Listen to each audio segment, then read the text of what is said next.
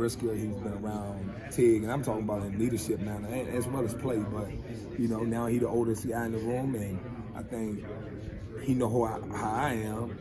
Is I want you to be Keaton, and you lead the way Keaton leads. You don't need to be Briscoe. You don't need to be Jair. You just be you. And I think he can take bits and pieces of all of them and just lead the way Keaton sees the unit need to be led. Talking about one of your younger players, Dakari didn't come here in the winter. He's coming here now. Yes, but what are your thoughts just on his game? And, people have been kind of speculating maybe he'll be a linebacker by the time he graduates. Where do you kind of see him positionally wise? Do you see him kind of moving or staying with you in the safeties room? I see him as a safety. I go out and recruit safeties. I know people get scared when guys size, but I was a big safety in college. I was 225, 230 pounds. So, obviously, he got a unique skill set for his size. He's athletic. He can run. I think he'll be a great safety here. I just ain't seen as much of him. We've been on the road recruiting, but it'll be interesting to see how he looked this June, and he'll be ready to go in August. You saw more of King Mack. How would you say his spring went for spring? So.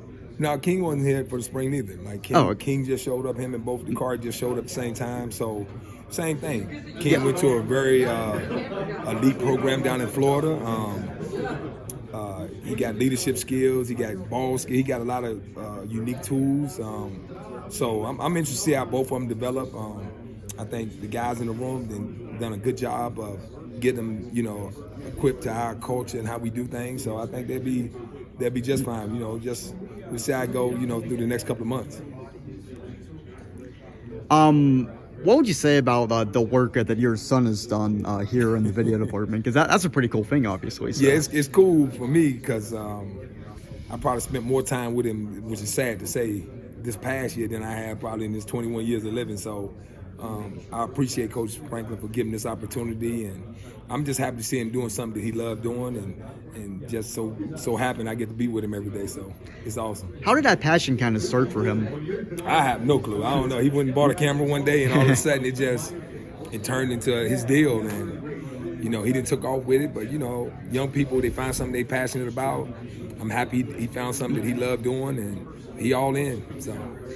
So obviously, Jair, you issued your statement on him when he got drafted. There's been great reports of him coming out of their minicamp.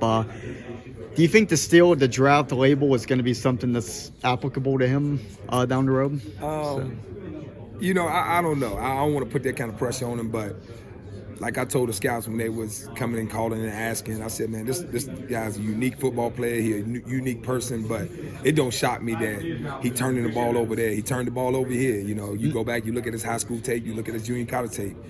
This dude just knows how to play football. The ball find him, and he's tough, he's aggressive, and he loves playing football. So nothing that he would do would shock me.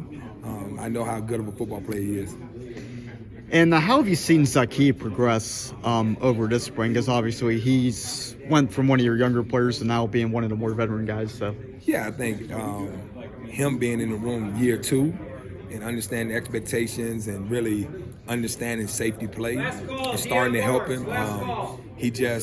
He hadn't played a lot of safety. We put him at corner his freshman year, so.